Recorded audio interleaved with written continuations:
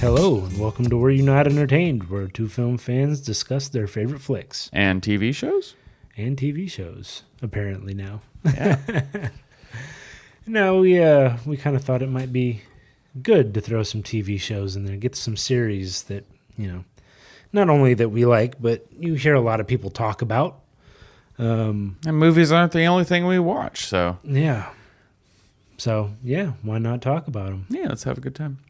So we're going to... Plus, I just really want to talk about The Witcher, because I fucking love this shit. Okay, so we're going to talk about The Witcher. Yeah. And we're going to go episode by episode.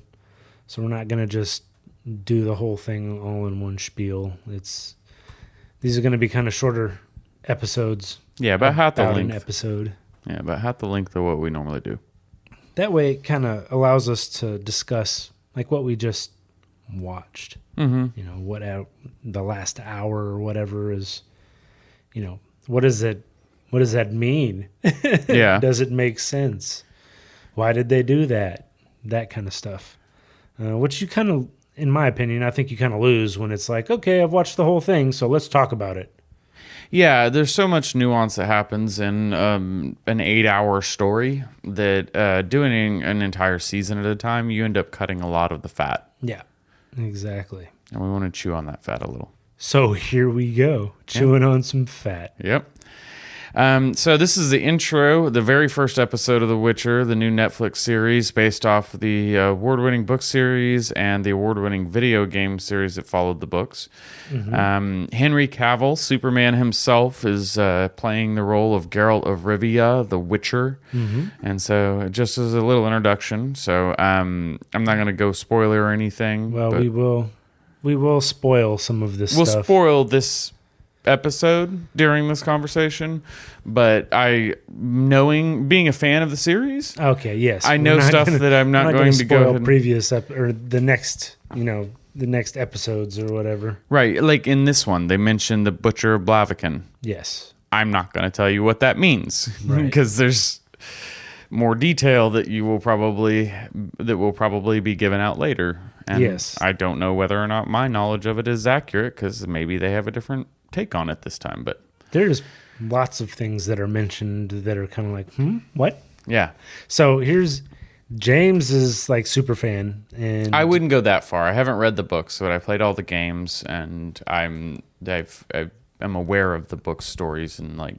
Okay, well, compared to me, you're a super fan. Okay, fair enough. I've never even played the video game. Correct. So this is my first introduction into the entire Witcher realm, which I'm actually really curious about, like, because I want to know how it feels from somebody who isn't already in the franchise, because basically it's kind of like if they make a new Star Wars TV show, right? Like there's a big difference between somebody who's never watched Star Wars before, right, and somebody who's seen them all. Who's seen everything. So like I already have so much intrinsic knowledge and appreciation for this that it was going to be, they'd have to fuck it up for me not to like it, to be honest. Sure. Right. Yeah, exactly. You're already a fan. Yeah. So yeah, they'd have to turn you off of it. Right. Yeah, exactly. I wanted to like this a lot. Right. Sure. I will say that, it is essentially, so while it's a Netflix original, and they don't do pilots per se.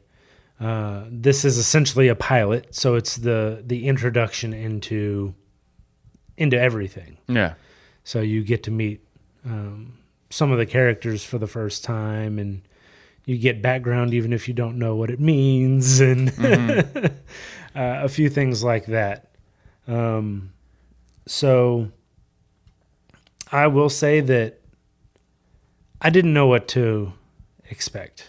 Fair enough. Watching it, because like I said, I didn't know anything about it.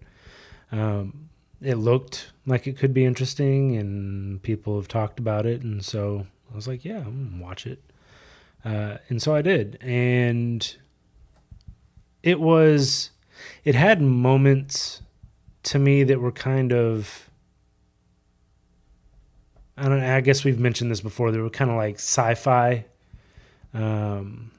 like cable cable Sci-Fi channel. The channel, not the genre. Yes, Okay. not well, it's yes. And so there were a few things like that maybe I didn't really expect. I didn't know what to expect. So I didn't know if there was going to be like people shooting magical sparks out their fingers and Yeah. Netflix has spent $1 billion on CGI or whatever. Right.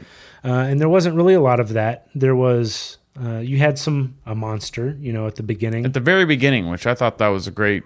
Don't leave it some like half-ass like episode 2 you finally get to see a monster. No, Right. like right off the bat, he's fighting a monster. Yeah. That's how you're introduced to the entire world. Right. Yeah, exactly.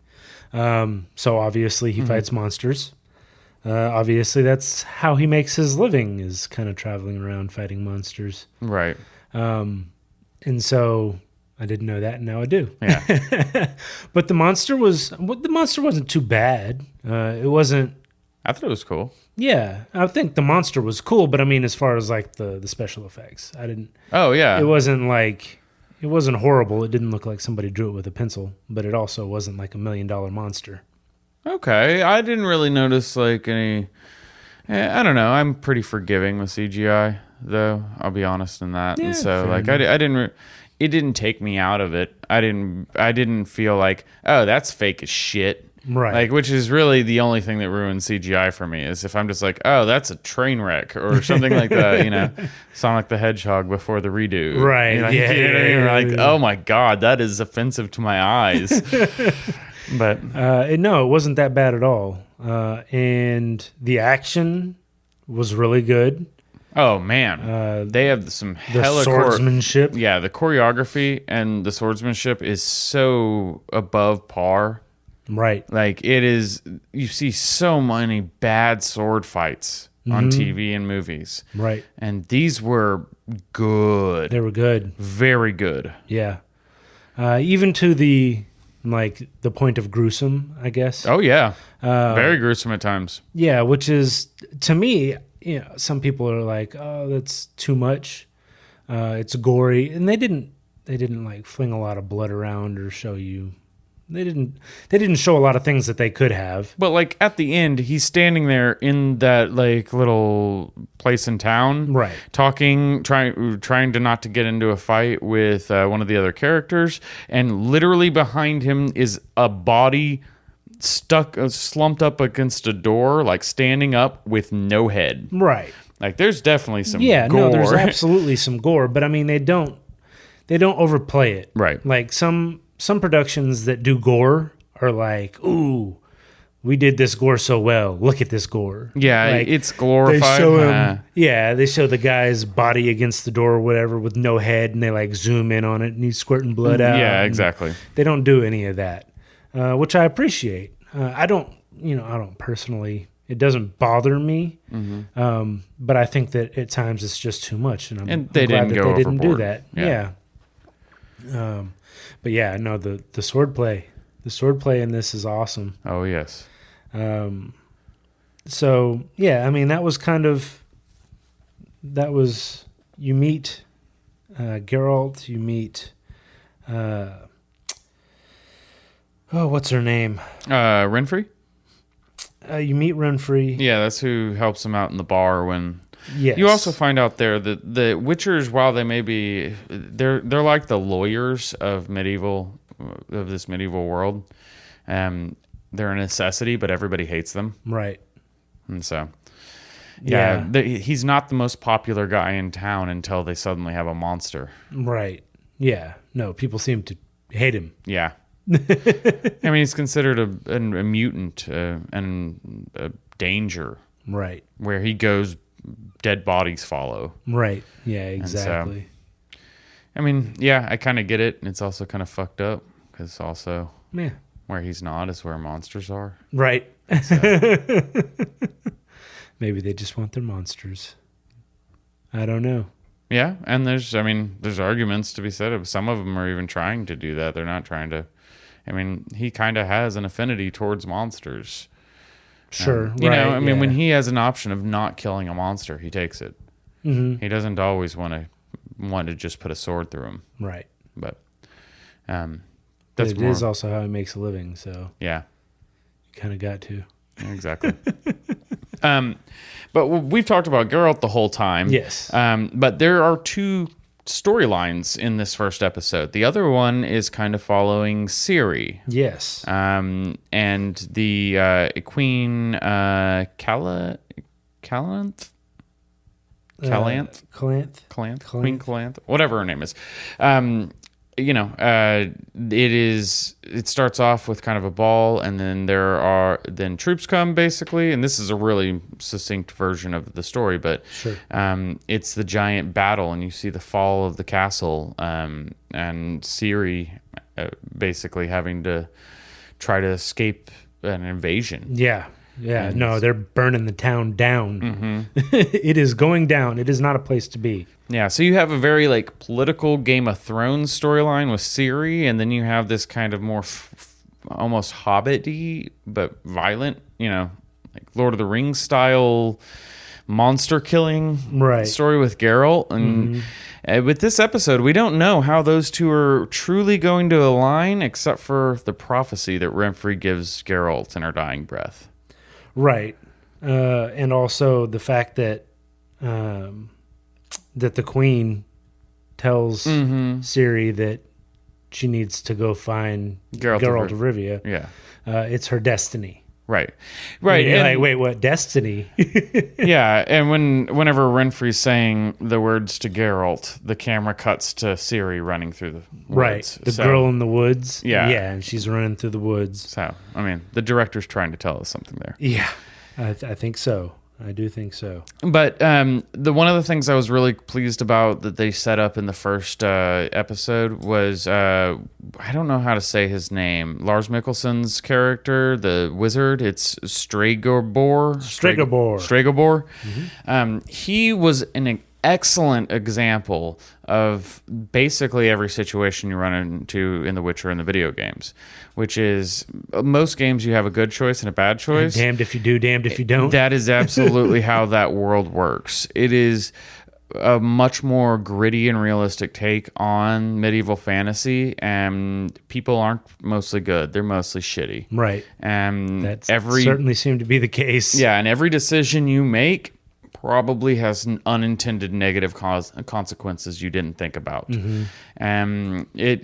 That's why I think getting stoned in the street. Yeah, I think that's why Geralt has learned to try not to make a choice, because making a choice just leads to shit either way. Yeah, and that is specifically one of the things that he said is, in a choice between a greater evil or a lesser evil, I don't choose. Right.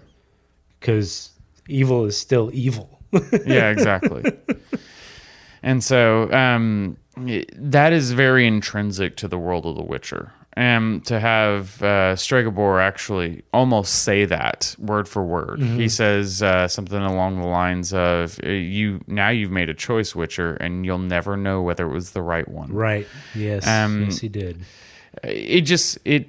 That line beautifully encapsulates the entire theme and feeling of the world of The Witcher. So it was a great intro episode. I think that they introduced the pieces that you needed with just a touch of magic, some incredible sword fighting. I was about to say you did get to see some magic as well. Yeah, he did. Geralt did like a force push. Yeah, and then the Ard sign and then the Igni sign. And Ciri apparently can yell extremely loudly and cause buildings to fall down. Yeah. And Geralt can manipulate the minds of others. That's what he tries to do with it's kind of like a force these aren't the droids you're looking for. Right. Yeah. It's kind of a move like that. That's what he tries to do with Renfri at the end when he says let the girl go, and has that little magic hand thing pop up in his hand, and she goes, magic won't work on me, but silver does. Right. And the reason he says specifically silver's for monsters, it's referencing the idea that Witcher usually carries two swords. A steel sword for humans and a silver sword for monsters. So she's calling herself a monster.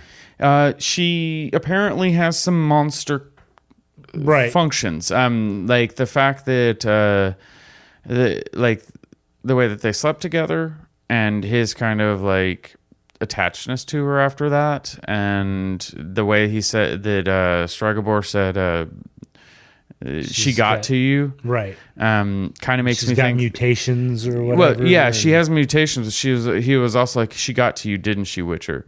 Maybe a succubus or something like that. Yeah. But there's something that was not 100% human about her. Well, and obviously she can kind of like see into the future or something, Right. which, you know, Or some precognition. yeah, exactly. Like the messages that she's feeding him. Mm-hmm. They, you know, what do you mean? Yeah, exactly. They make no sense. But they do at the same time. Yeah. So it was good. I enjoyed watching it. One of the things that your brother mentioned that I kind of agree with was that his voice. So in some parts, not in all of them, and I'm assuming that it's going to get better, and it was probably some of the things that they shot first. But Henry Cavill's voice seemed a little forced. Now, from what I've heard, and correct me if this is wrong or right, but he sounds a lot like The Witcher. I played enough of the games game. and gotten used to Geralt's voice enough to where this was fairly seamless for me. Okay. And the fact that it sounded a little pushed sounded kind of right, because Geralt's voice sounds kind of naturally just low and gruff. Like it's just like, Yeah. he always just woke up after drinking whiskey. Well, that's kind of what I mean was in some of the scenes, it felt like he was having to work to do that. Okay. And some of the other ones, it didn't really seem that way. Yeah. So I'm wondering if it was just like, these are some of the first scenes that we shot, and he's trying to get used to talking like that, and then he kind of did after, however, you know, the week of shooting to make that one episode. I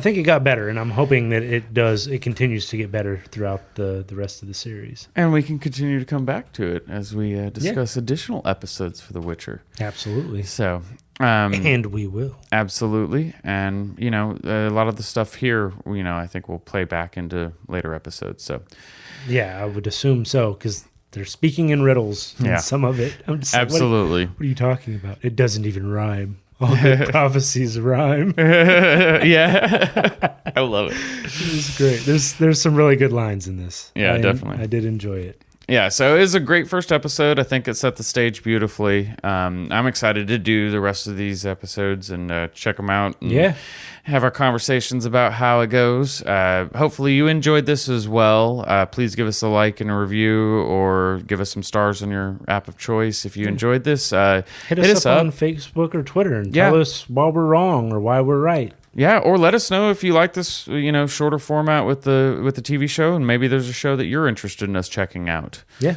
If you listen to our episodes, you kind of have an idea of what kind of movies we tend to gravitate towards, and so tend to gravitate towards similar shows as well. Yeah, that is true.